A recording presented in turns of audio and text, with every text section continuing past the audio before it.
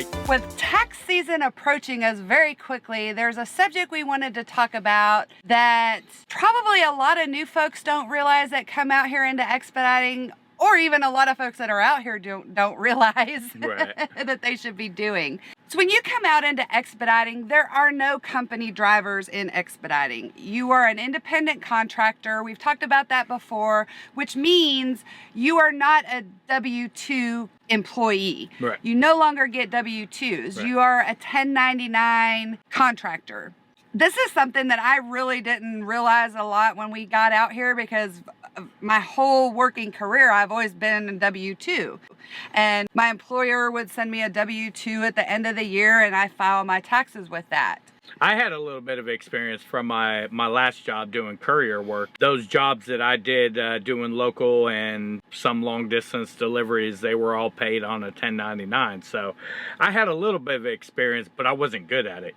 I wasn't good at keeping my receipts and tracking my numbers and, you know, understanding my expenses. And there was a lot of things I could have wrote off on my taxes, but I just didn't know. You know, I wasn't very good at tracking what I'm writing off, what my business expenses were, what my, you know, the whole being a owner operator or independent contractor type of thing, you know. So sure, I was a 1099 and I understood that they didn't take taxes out and I had to pay taxes, and most of the time, you know, we wrote off my mileage for the vehicle use. But after getting out into trucking, I think we were kind of doing it wrong. And I think there's still some people out there who do use a mileage, but our tax guy says we want to write off depreciation, expenses, things like that. So that's what we do.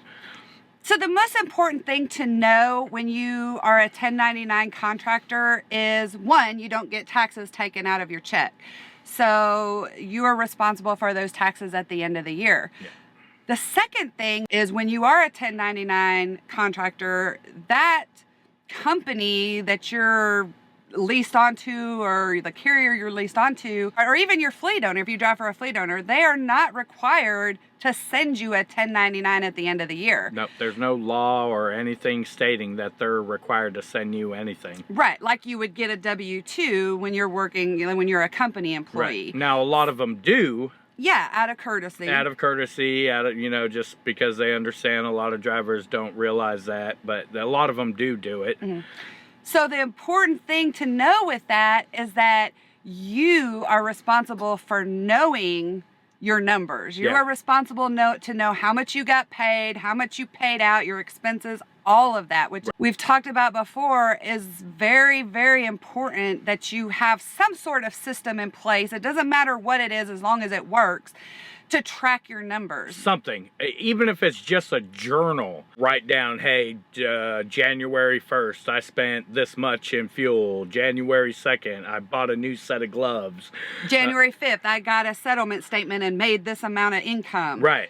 Those things you have to know, and it is your responsibility to keep up with that, because at the end of the year, or like this time of year now in January, when it comes time to people getting everything together for their taxes, you may not get a 1099. Right. And if you don't get that and you have not tracked your numbers throughout the past year, how are you going to know what to report to the IRS? Because you are responsible to report that. And not only that, just for that reason, but who knows if they're reporting the right amount. It's rare, but I've heard and seen people, maybe a fleet owner or whoever you're driving for the vehicle, maybe fudge some numbers to make it look like they paid you a little bit more. And if you don't track your numbers and you don't have everything documented, where's your proof to even know if it's correct or not, you know? Right, because even though they're not required to send you a 1099 at the end of the year, they're still reporting their numbers to the IRS. Yeah, they're saying, the IRS can match that up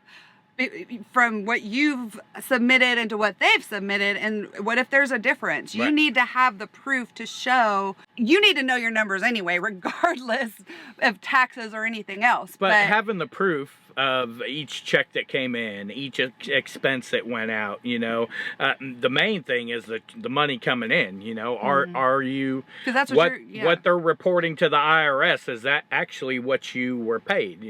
Yeah. And it could have just been an honest mistake they made. I'm not saying that you need to watch out for your fleet owners. They're going to try to screw you or something. They could have just made an honest mistake, but that might leave you paying more taxes on amounts of money that were inaccurate by mistake or on purpose. Here's a good example. When we were with Panther would reimburse you for tolls. Yeah. So let's just say we had $50 in tolls. We submit that, they pay us that $50 back. But when they pay it back to us, they pay us back as income. Yeah. So we had to make sure that we were keeping track and receipts of the tolls we paid so we could deduct that as an expense from our income. And if we didn't do that, it would show that we made $50 income, which really we didn't make that as income because we were putting it out in tolls. Right. That's just one example. Right. And so you keep those $50 in receipts and tolls, and you write that off at the end of the year, so you don't pay taxes on that $50 that they claimed that you made.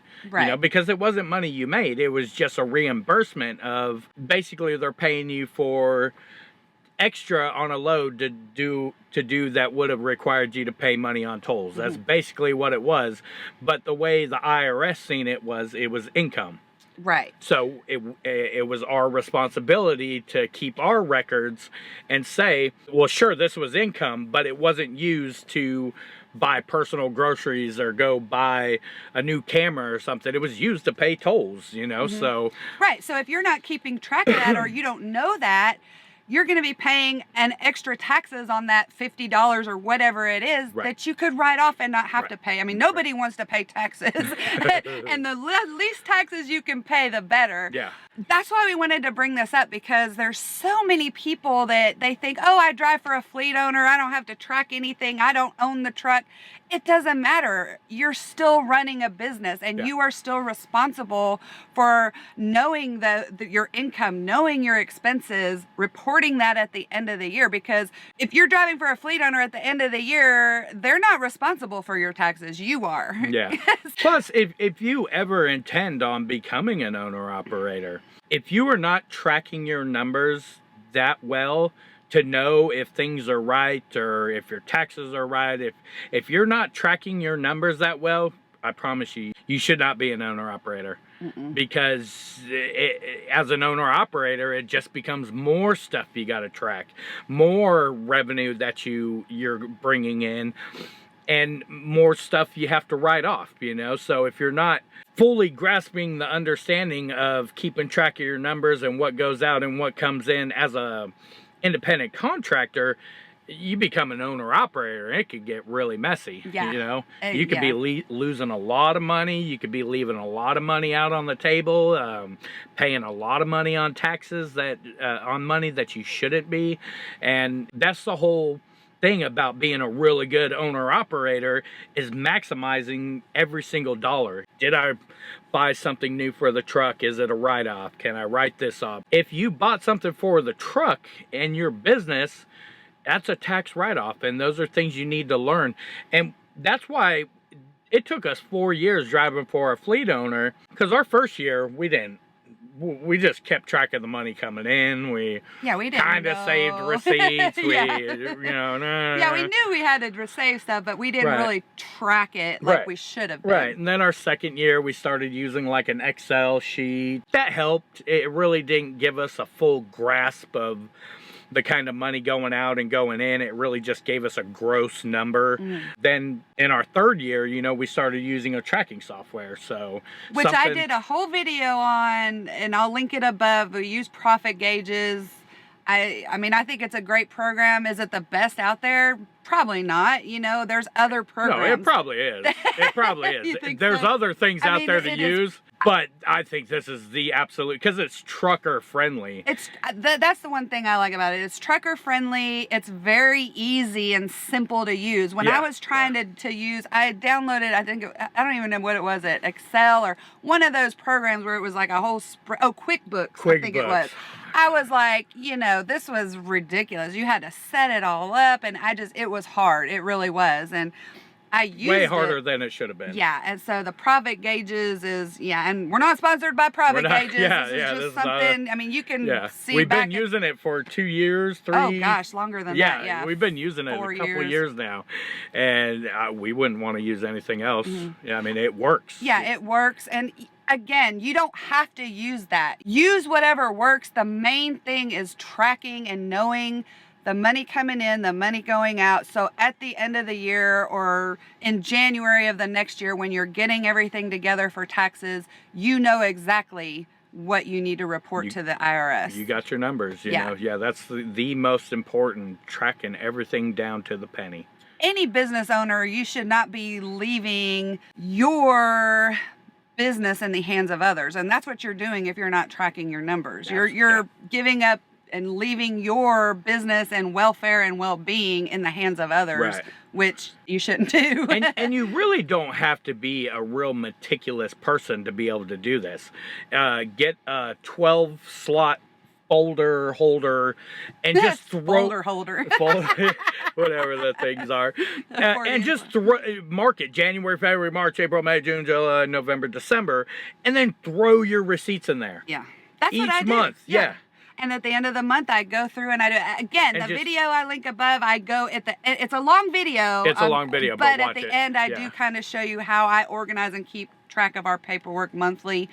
It's a real simple process, though. It's really not that hard. I think a lot of people are scared. They get overwhelmed. Overwhelmed of how really to track this, and it's really not that hard. You got money coming in, you got money going out.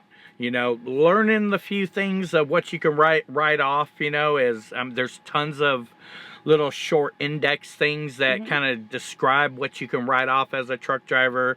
You can write off paper towels, but you can't write off toilet paper. You can write off hand soap, but you can't write off hand lotion. There's things you can write off that, you need to start learning. Because there's so many things out there that you can write off that you wouldn't think you could write off. Yeah. And that's a whole nother video, which we did a video about stuff you can write off. I'll link that above too. And going kind of, not to get off subject. I am getting off subject, sorry. But one thing, like Jason was saying, that ties into that is whoever you have do your taxes, it needs to be somebody who knows and is knowledgeable about the transportation industry, that knows what you can and can't write off. Again, that's up to you how you do that, but the main point of this is just know when you get out here, you're not a W-2 employee anymore, you're 1099, and it is up to you to keep track of that and know what you're bringing in, what's going out. So at the end of the year, you're not blindsided and you're guessing and you're leaving money that you could have written off. Right. It's fun. We get a lot of emails of people who are wanting to become owner operators, and I'll ask them, hey, well, how much did you gross last year? And they don't know what the truck grossed last year. All they know is what they made. They don't know how much was spent in fuel, how much things they wrote off, things like that. And not knowing those numbers, don't even consider looking to be an owner operator yet. Now, it's sure being an owner operator sounds all wonderful and great, and you're gonna make all this money, and honestly, it's just more tracking of the numbers. But again, that's any business. You've got to know your numbers. But even as a 1099er, you are a business owner. You have to track it. Even if such. you drive for a fleet owner. You have to track it as such. Absolutely. Hopefully this video kind of shed some light on that, of maybe some people thinking about getting out here and didn't realize that. If you don't take away anything else from this video, just take away, you need to track your numbers no matter how you do it. Keep track of it and know what's coming in and going out. Even if you got 2 shoe boxes, and you got a shoebox for paycheck stubs, and you got a shoebox for receipts, and then hand that to your tax guy at the end of the year.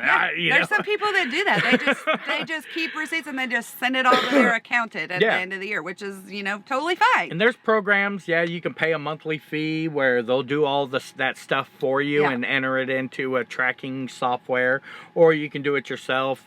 Profit gauges. We pay $20 a month to do it ourselves. Just to be able to use their program, but you can pay like $50 a month, or I think they have another program that's $90 a month, where that includes, they do your taxes at the end of the year for you too. But it's real simple. You just scan the stuff with your all your info with your phone, you email it over to them, and they put it all in for you. Yeah, So, and that's not the only one out there. There's a bunch of different programs and trucker software for taxes like that, the accounting software that, you know, just Google it, trucking accounting, or, you know, that kind of thing, and you can find all kinds of stuff out there. That's all we got. You know, we want to do this video because we see a lot of people making this mistake. Yeah, and tax season is upon us. It is January. We track our numbers so well. We've already started our taxes. We don't have to wait for Landstar to send us anything. We already know what we made, and if it don't match, there's something wrong on their end. You know. So we'll see how that works out. But we've already sent our info all to the tax people already. And So, hope you guys liked the video. Thank you guys as always for watching and subscribing. Until our next video. Peace, love, and expediting.